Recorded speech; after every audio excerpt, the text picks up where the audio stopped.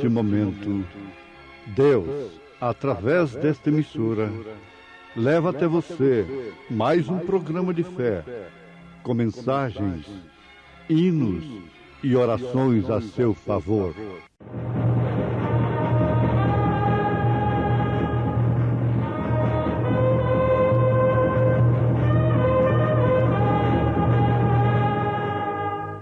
Fé para vencer.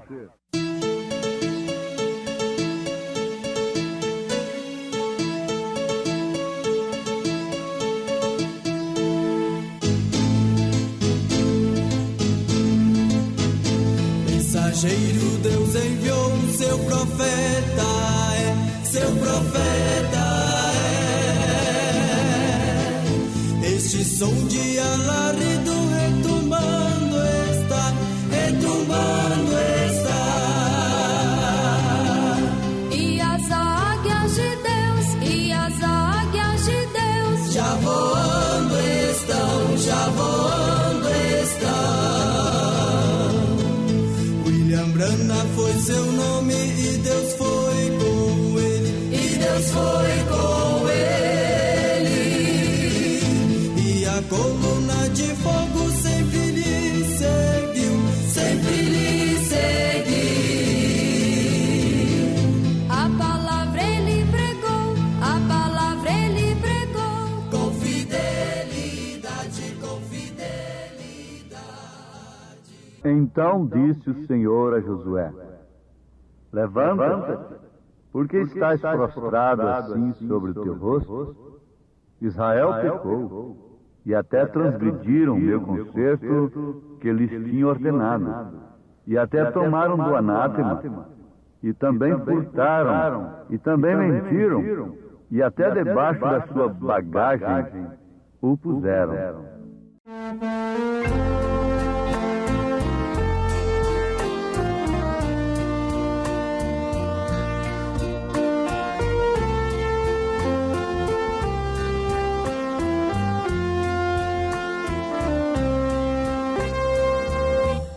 Até aqui o nosso Deus nos ajudou em suas promessas, jamais falhou. Deu um renovo para nosso Salvador, maravilhoso conselheiro, Deus de amor. Antigamente a mão de Deus sempre operou lá no deserto, o maná nunca faltou. Moisés orou e o mar vermelho se abriu, e o seu povo jubiloso o exaltou. Quando Israel o mar vermelho atravessou, todo o seu povo se alegrou. Ali cantaram, exaltaram com fervor. Varão de guerra será sempre o Senhor. Antigamente a mão de Deus sempre operou lá no deserto, o maná nunca faltou. Moisés orou e o mar vermelho se abriu, e o seu povo jubiloso exaltou.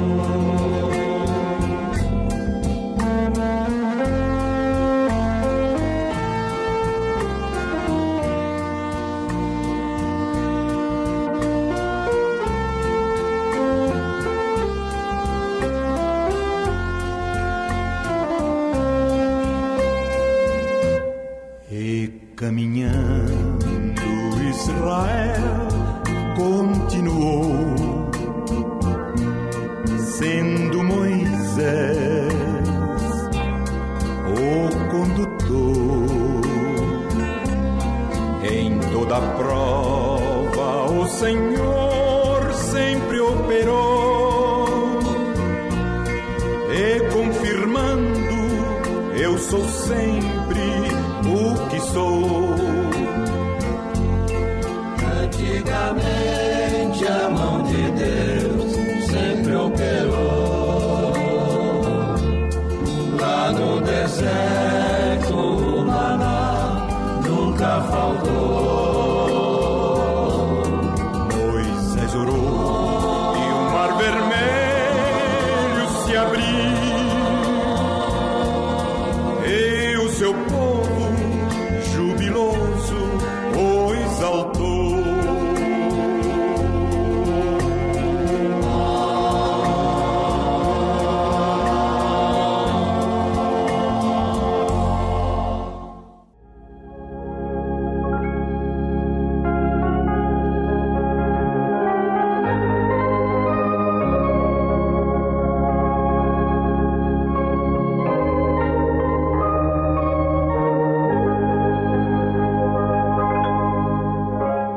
Então disse o Senhor a Josué: levanta-te, porque estás prostrado assim sobre o teu rosto?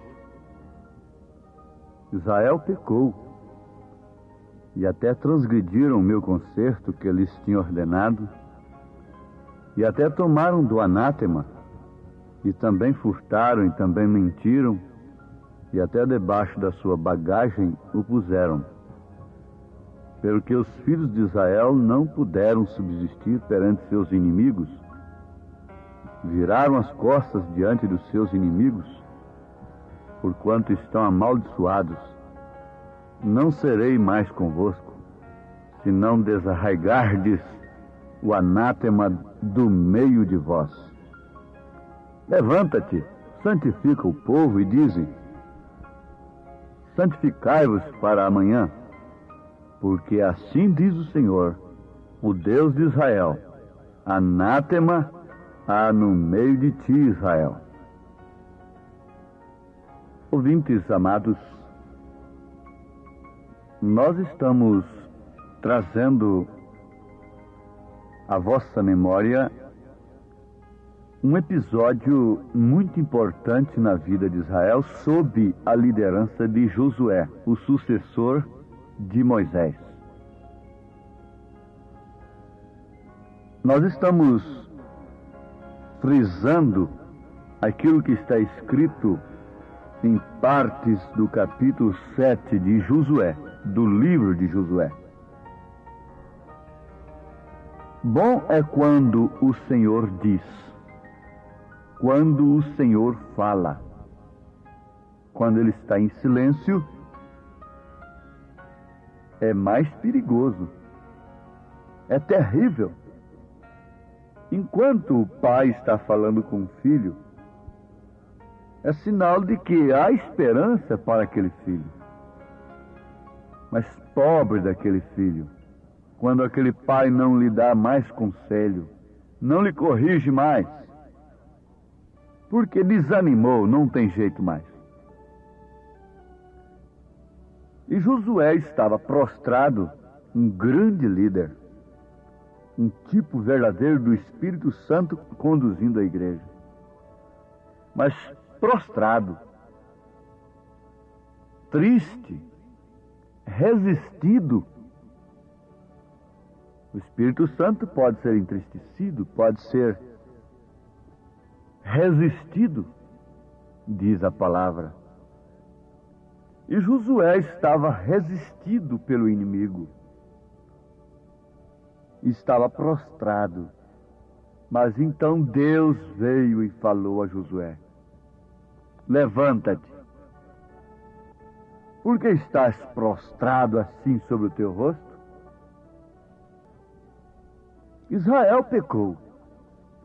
Agora, a advertência desse instante vem justamente nisto aqui, é que Deus não disse Acã pecou. Acã era um dos homens de guerra de Josué. Era um dos valentes de Josué. Mas Acã havia pecado.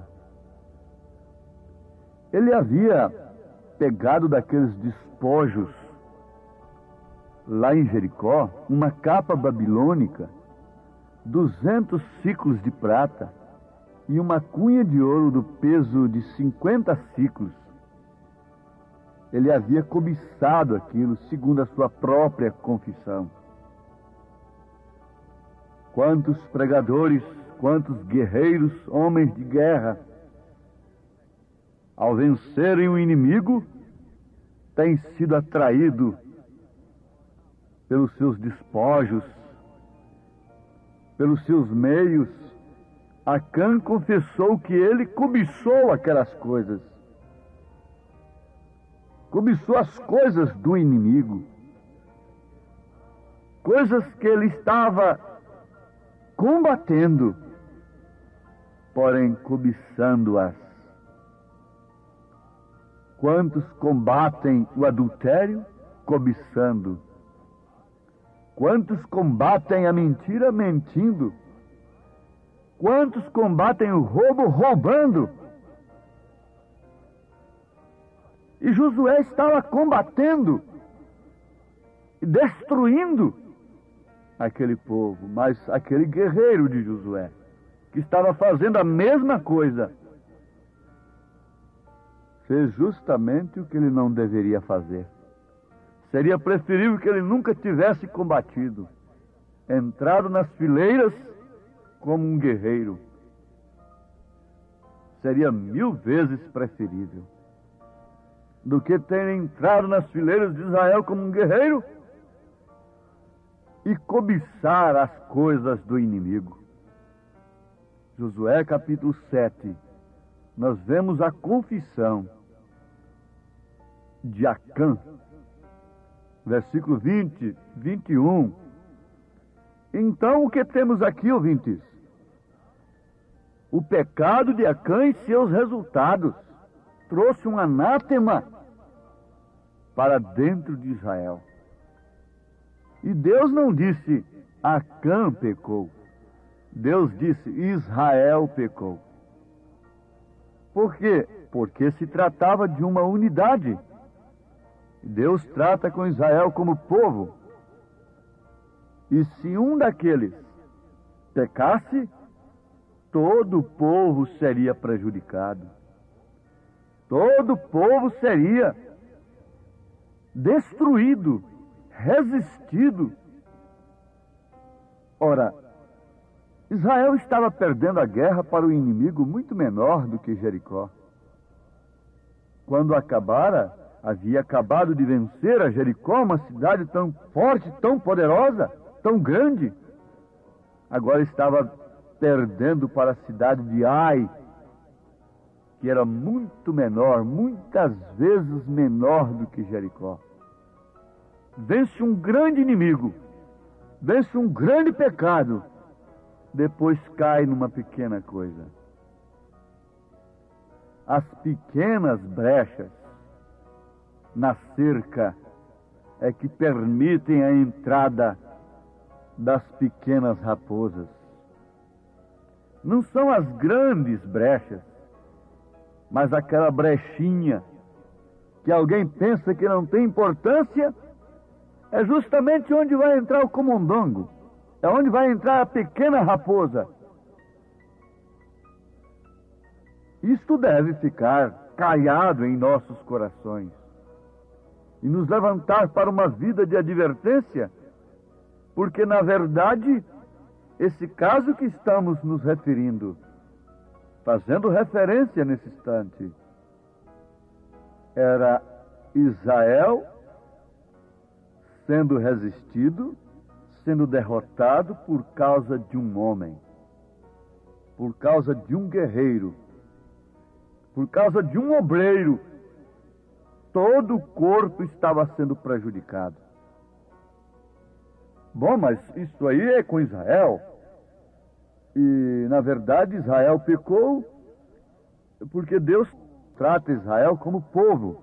Mas nós, os gentios, Ele trata como indivíduo. Está certo?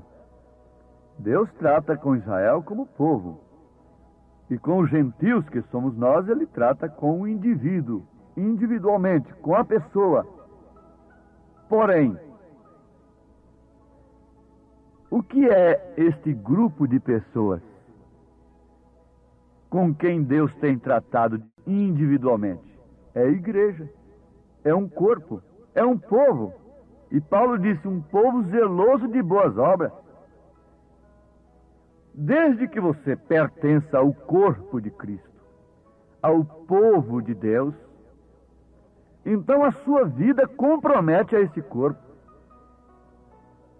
A sua conduta compromete esse corpo aonde estiver, aqui ou em qualquer parte da terra.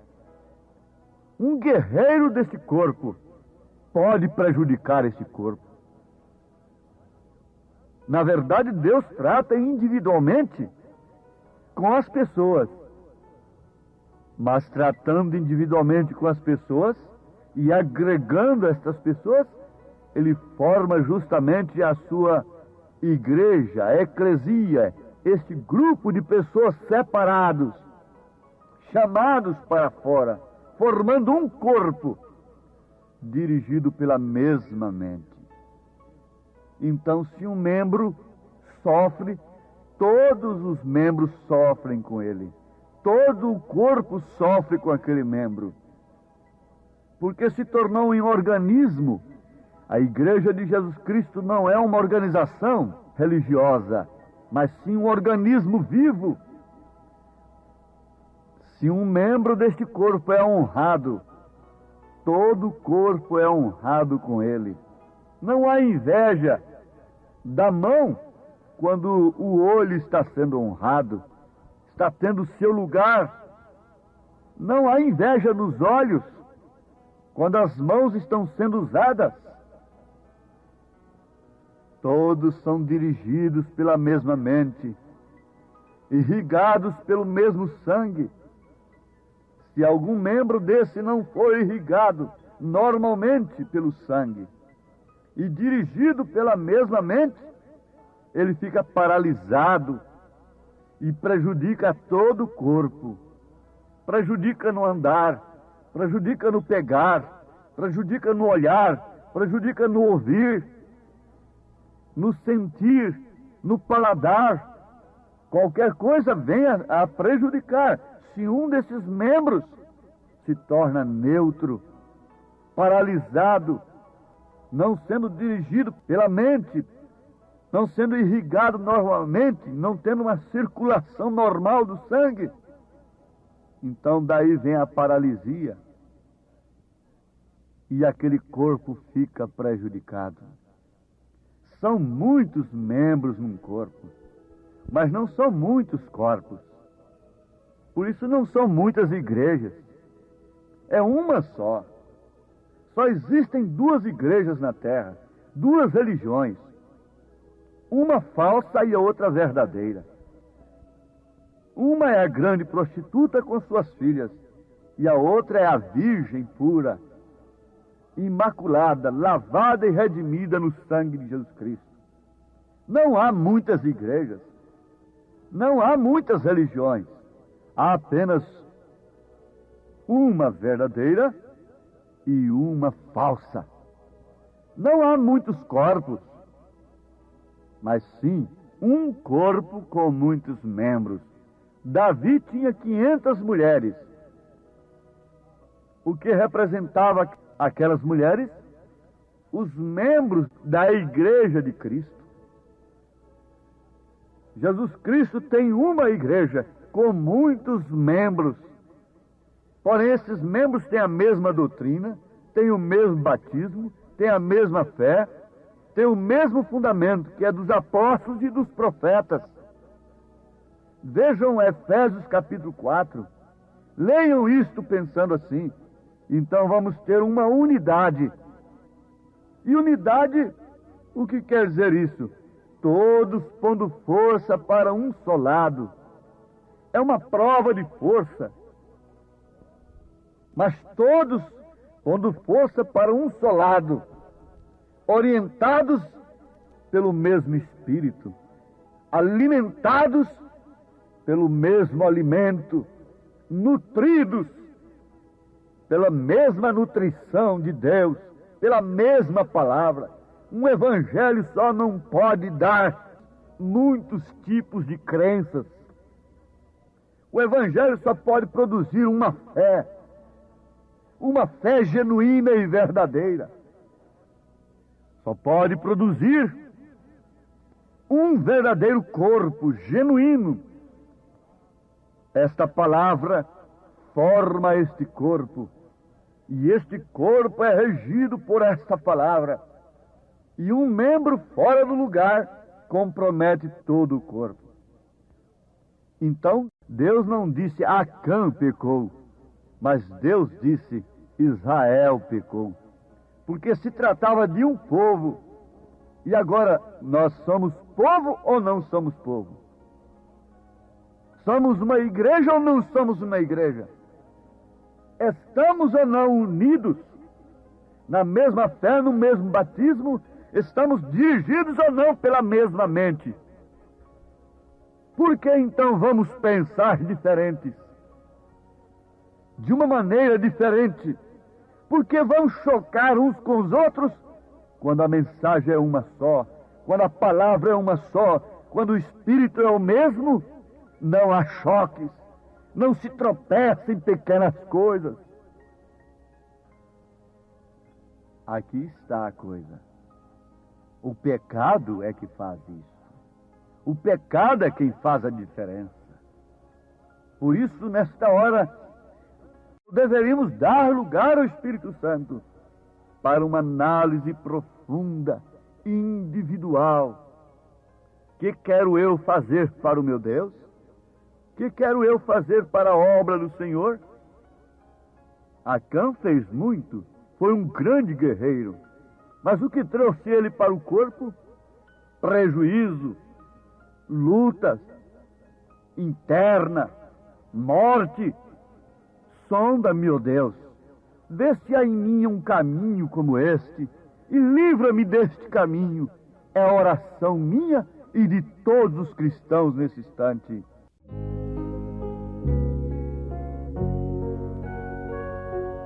Sonda-me, ó Deus, pois vês meu coração.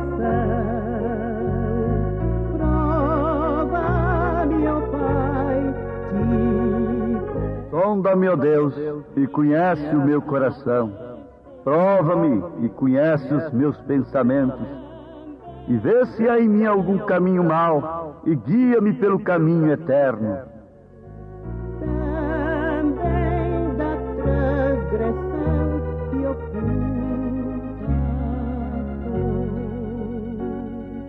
Vem limpar. Acã confessou e morreu. E o que deve acontecer conosco, com o pecador, é morrer. Morrer para o pecado. Morrer para o mundo e ressuscitar com Cristo. Abra seu coração nesse instante e diga: Senhor, perdoa-me em nome de Jesus Cristo, da minha crença errada, das minhas maneiras de pensar, maneiras próprias. Dá-me do teu Espírito Santo, enche-me do Espírito de Deus, para a tua glória e tua honra, em nome de Jesus Cristo. Amém. Pois bem, ouvintes, estamos ouvindo o programa Fé para Vencer. Programa produzido com muito amor, com muito carinho, pensando em você. Este é o programa da Igreja Evangélica, o Tabernáculo da Fé, localizado ali em Taguatinga Norte, na CNF 1, setor F Norte, Taguatinga Norte. Está ali aos fundos do supermercado Caprichoso, no edifício Praia Mar. Ali está a nossa igreja, em Taguatinga Norte, CNF 1, setor F Norte, Taguatinga Norte. Amanhã, terça-feira, grande culto, teremos ali às 19 horas. Participem, não deixe de participar, é bênção para você. Deus abençoe, não desligue o seu rádio e este programa teremos ainda mais meia hora de programação. E você pode acessar nossa página, se você quer assistir também pela nossa página na internet este programa, acesse aí tabernacolodaFéBrasilia.org.br. Repetindo o endereço de nossa página, que transmite também este programa Fé para Vencer e todos os nossos cultos. tabernacolodaFéBrasilia.org.br. Vamos mais meia hora de programação Fé para Vencer.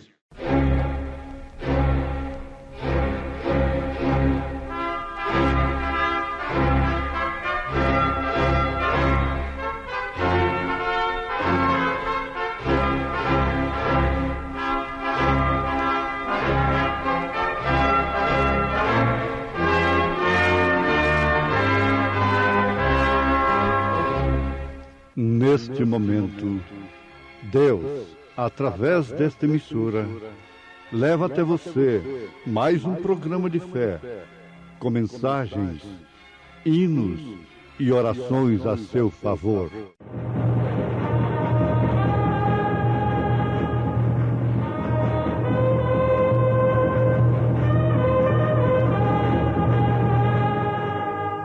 Fé para vencer.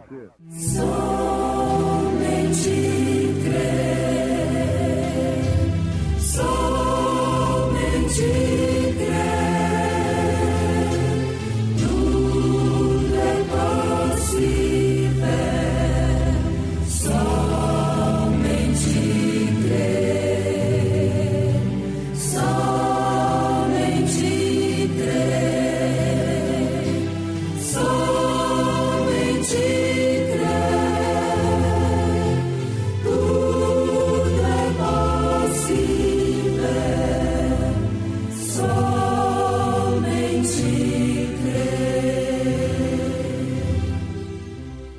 E levando ele às costas a sua cruz, saiu para um lugar chamado Caveira, que em hebraico se chama Gólgota.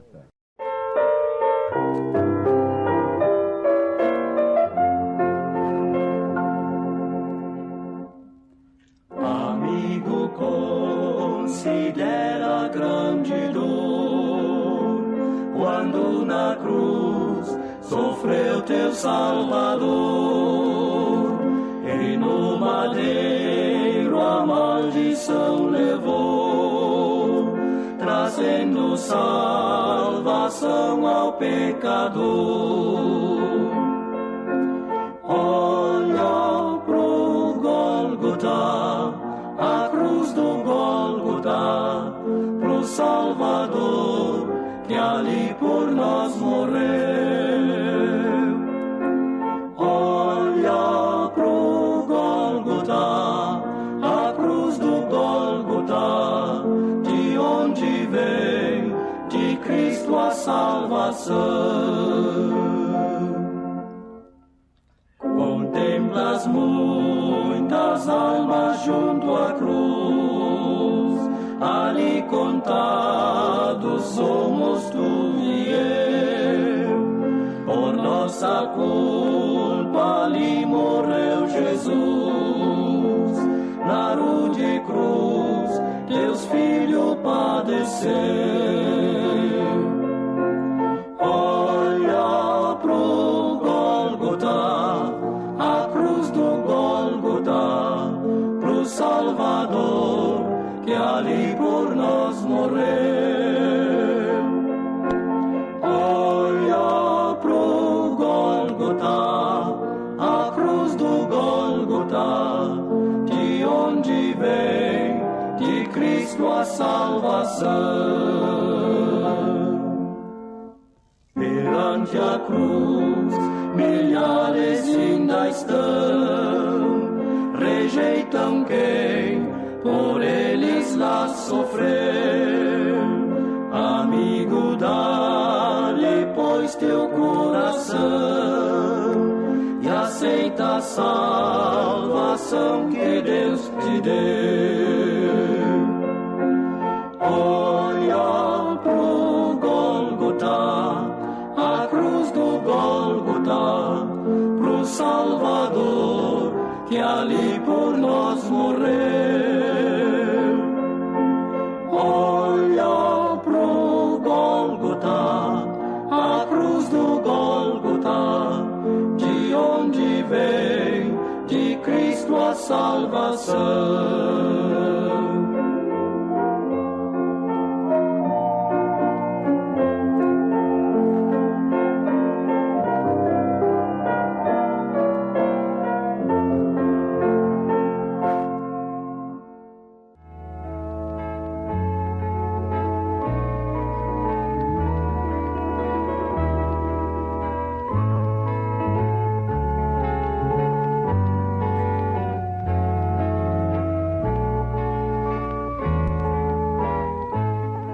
Levando ele às costas a sua cruz, saiu para o lugar chamado Caveira, que em hebraico se chama Gólgota, onde o crucificaram, e com ele outros dois, um de cada lado, e Jesus no meio.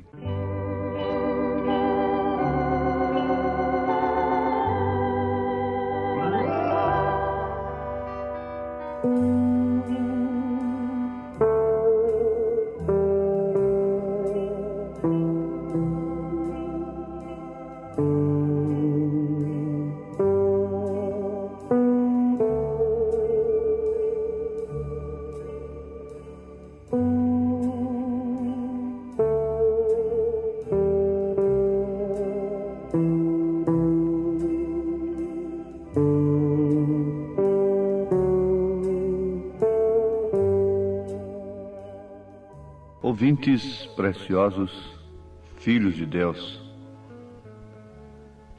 nós encontramos nas Escrituras o quadro perfeito da aniquilação do próprio Deus, que sendo em forma de Deus, não teve usurpação ser igual a Deus, mas humilhou-se até a morte e morte de cruz. É muito conhecido este quadro, que por sinal deixa todo mundo inexcusável. O crucifixo está espalhado por toda a terra, em todos os lugares, para homens e mulheres, pagãos e chamados cristãos, saberem que Cristo morreu, tomou sobre si a cruz, sabendo que o que lhe causou maior peso não foi propriamente a cruz em si, mas sim os nossos pecados. Os meus pecados, os nossos pecados, fizeram com que ele suasse sangue antes mesmo de arcar com a cruz. Porque ele não tinha pecado. Quase 800 anos antes, o profeta Isaías houvera vaticinado que ele tomou sobre si as nossas iniquidades. Agora, não seria uma coisa voluntária se nós continuássemos pecando? E para o pecado voluntário não existe, não resta oblação, o que quer dizer, não resta sacrifício. Se nós nos chamamos a nós mesmos de cristãos e comemoramos a morte de Jesus Cristo e continuamos pecando, então estamos cometendo pecado voluntário. E a Bíblia diz que aquele que peca voluntariamente não tem perdão. Isto é verdade, porque está fazendo conscientemente. Em Hebreus capítulo 10, versículo 26, porque se pecarmos voluntariamente, depois de termos recebido o conhecimento da verdade, já não resta mais sacrifício pelos pecados, mas uma certa expectação horrível de juízo e ardor de fogo que há de devorar os adversários. O homem se põe como adversário de Deus. Ele quer Deus em história. Ele quer comemorar Deus em história. Quer um Deus teórico, histórico, mas ele não quer encarar a Deus como ele é. Naquele mesmo quadro, lá naquele cenário do Calvário, nós encontramos dois homens crucificados ao lado de Cristo, sofrendo as mesmas dores, fisicamente falando. E um deles reconhecendo que merecia aquilo, mas que Jesus não. Enquanto o outro dizia, bom, se ele é Deus, então que salve-se a si mesmo e nos desça daqui, faça alguma coisa por nós. Aqueles dois ladrões crucificados aos lados de Cristo, uma à esquerda, outra à direita, significam, respectivamente, as duas classes de pessoas que temos na Terra. Porque só existem duas classes de pessoas, uma salva e outra perdida. Não existe meio termo. Um porque é bonzinho, isso, aquilo, outro. Não. Duas classes apenas. Só existem duas religiões, uma verdadeira e outra falsa. E uma é justamente esta que está levando o homem a dizer que Deus é um bom pai, e que Ele é poderoso, e que pode nos salvar. Ora, todo mundo está crucificado. Um do lado direito e outro do lado à esquerda. Aquele ladrão crucificado do lado direito representa os salvos, os arrependidos. Representa aquelas pessoas que não vão para um suposto purgatório, que não vão para uma suposta reencarnação, coisas incompatíveis com o princípio bíblico e com o real significado da morte de Jesus Cristo. Se nós cremos na morte de Jesus, por que então admitirmos outros meios de salvação após a morte? Jesus disse para aquele ladrão arrependido, hoje mesmo estarás comigo no paraíso. Não tinha nenhum processo para ele depois da morte. E o outro pereceu. Indubitavelmente não há meio depois da morte. Há sim uma expectação, ou esta expectação que o homem vive hoje. Ele não pode encarar a morte, ele não pode pensar na morte. Essa mulher tão vaidosa como é, fala para ela sobre a morte. Ela tem temor. Isto é certo. Agora, São Paulo disse, já estou crucificado com Cristo, e vivo não mais eu, mas Cristo vive em mim, e a vida que agora vivo na carne, vivo-a na fé do Filho de Deus, o qual me amou e se entregou a si mesmo por mim. Não aniquila a graça de Deus, porque se a justiça provém da lei, segue-se que Cristo morreu debalde. Se a justiça procede da lei, se a justiça procede de outros métodos, de outros recursos de salvação, então quer dizer que Cristo morreu debalde, em vão. E para que então comemorar a sua morte? A estas alturas, não adianta você, nós como cristãos, estarmos aí penalizados com a morte de Jesus Cristo.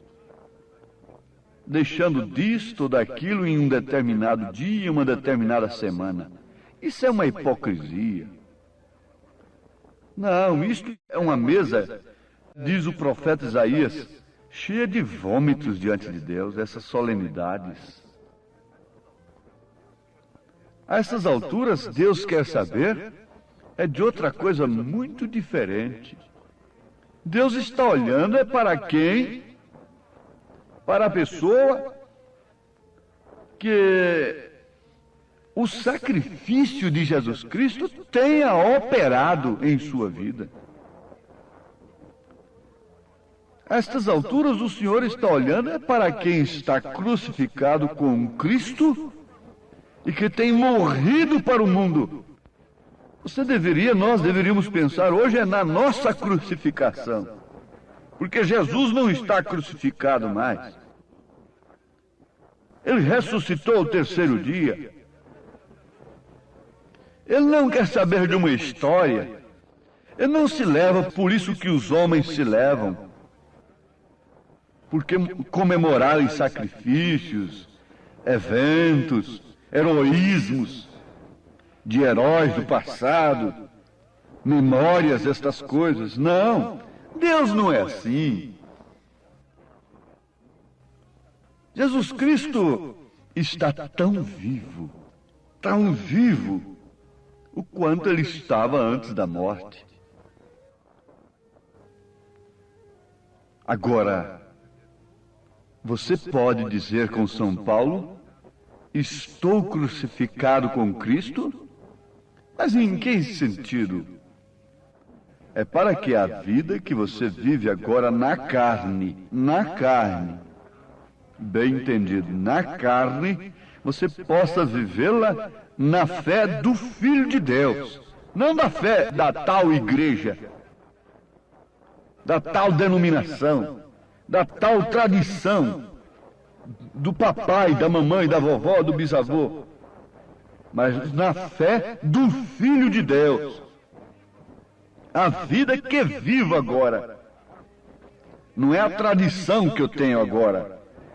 Não é a religião que eu tenho agora. Paulo está dizendo, mas é a vida que eu vivo agora.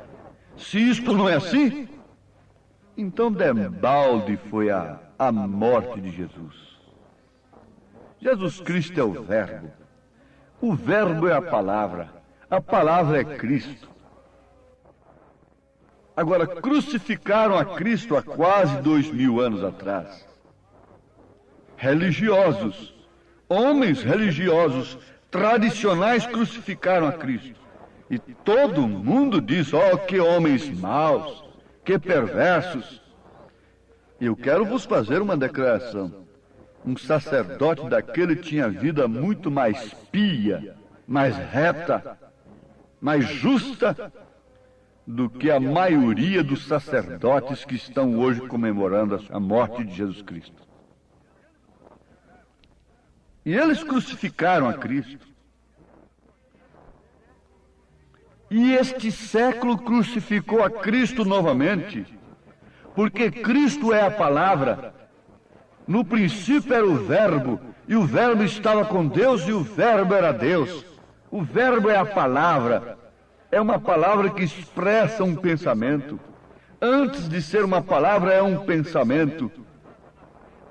E isso estava na mente, no pensamento de Deus, esse sacrifício. Por isso, o Cordeiro foi sacrificado desde antes da fundação do mundo. Porque Deus não tem passado. Ele não tem futuro. Deus é eterno, é infinito. Ele não é apanhado de surpresa. Não foi um recurso que ele inventou de última hora para salvar a sua criatura máxima, o homem. Não. O Cordeiro foi crucificado desde antes da fundação do mundo. Agora ele sabe, e todos que têm a revelação divina sabem perfeitamente que ele é a palavra. Jesus Cristo é a palavra, é o Verbo que se encarnou. para expressar os atributos de Deus. Atributos de Salvador, de curador, de libertador. Mas o que acontece agora em 1963? Ele foi crucificado novamente. Quando o sétimo anjo de Apocalipse, capítulo 10, versículo 7, Elias, prometido em Malaquias 4, versículos 5 e 6, revelou os selos, os 7 selos do Apocalipse. Todas as denominações, as religiões que viviam buscando o profeta daqui por ali, por causa de curas, por causa daquele grande ministério de poder, fizeram justamente como eles fizeram lá em São João 6, quando Jesus disse: aquele que não comer da minha carne e não beber do meu sangue, não tem parte comigo. Eles fizeram a mesma coisa. Eles crucificaram novamente o Filho de Deus, rejeitando a palavra, está rejeitando a Deus. Jesus disse: aquele que rejeita a vós, a mim me rejeita. Rejeitar o profeta de Deus é rejeitar a Cristo, é crucificá-lo novamente. Agora, o que aconteceu depois que o crucificaram? Eles continuaram em suas tradições religiosas. O mesmo está acontecendo agora. É a mesma coisa. Mas tem uma coisa: depois que eles crucificaram a Cristo, eles não viram-no mais. Eles só viam Deus através de suas tradições. É o mesmo agora. Mas quem tem aceito esta mensagem, a mensagem do profeta desta era, vê a Bíblia de uma forma diferente. As mulheres veem a palavra de Deus de uma forma diferente. Os homens veem a palavra de uma forma diferente. Por quê? Jesus não apareceu mais para aqueles que o crucificaram. Não se revelou mais a eles, mas somente para aqueles que o aceitaram por predestinação. A revelação do rapto, a revelação do arrebatamento está escondida ao mundo religioso. Fiquem sabendo disto. E porque ele vive, eu vivo também. Você vive também. A vida que eu vivo agora, vivo-a na fé do Filho de Deus.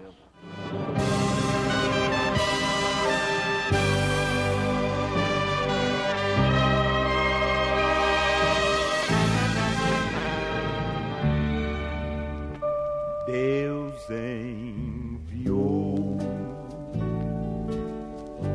seu Filho amado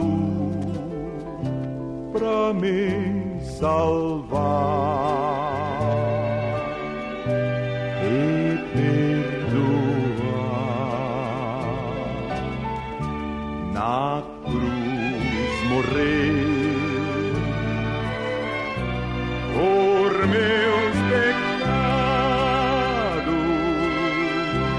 mas ressurgiu e vivo por paz. Porque é impossível que os que já uma vez foram iluminados e provaram o dom celestial e se fizeram participantes do Espírito Santo e provaram a boa palavra de Deus e as virtudes do século futuro e recaíram, sejam outra vez renovados para arrependimento, pois assim quanto a eles, de novo crucificaram o Filho de Deus e o expõem ao vitupério. Eu sei que minha vida está nas mãos de meu Jesus. Ouvintes, assim está o mundo religioso, que provou das mensagens da era passada, do dom celestial, agora crucificando a Cristo novamente. Não crucifique Atos 2:38. Venha ser batizado em nome do Senhor Jesus Cristo, para a remissão dos seus pecados. Amém. Acabamos de ouvir mais um programa Fé para Vencer.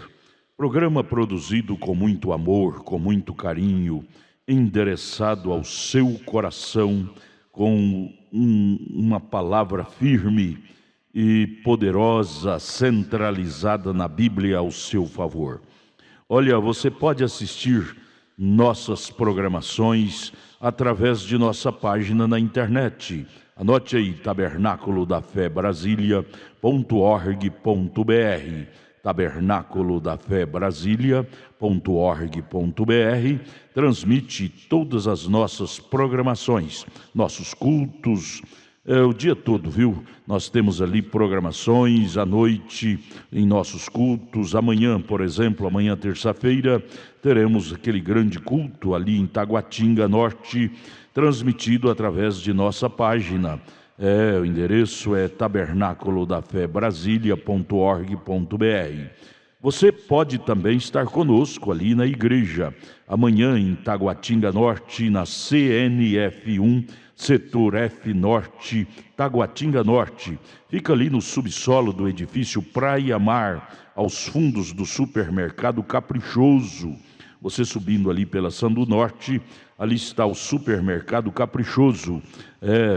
E você vai fazer o contorno aos fundos do supermercado Caprichoso, ali na Sandu Norte, está o edifício Praia Mar. A Igreja Evangélica Tabernáculo da Fé Brasília está ali aos fundos do supermercado Caprichoso, no edifício Praia Mar, no subsolo, viu? Amanhã, terça-feira, grande culto, teremos ali às 19 horas. Não percam, não perca. Volte a nos ouvir amanhã aqui por esta emissora, neste mesmo horário, se o Senhor nos permitir, com fé do Filho de Deus, a fé que vence o mundo. Tenham todos um bom dia na paz do Senhor Jesus Cristo.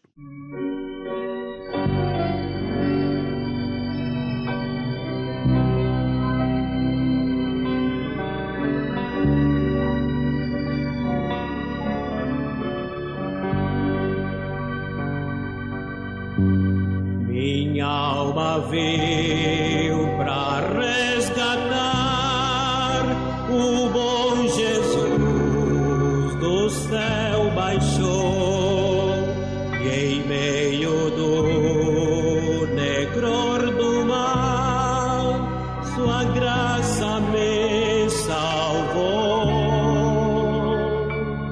Sim, foi Jesus, sim, foi Jesus, que com seu braço me amparou. Não vivo em trevas, vivo em luz. Sim, foi Jesus quem me salvou. Antes de abrir meu coração, por longo tempo me chamou, mas quando ouvi e o aceitei, sua graça me salvou. Sim, foi Jesus, sim, foi Jesus, que com seu braço me amparou. Não vivo em trevas, vivo em luz. Sim, foi Jesus quem me salvou.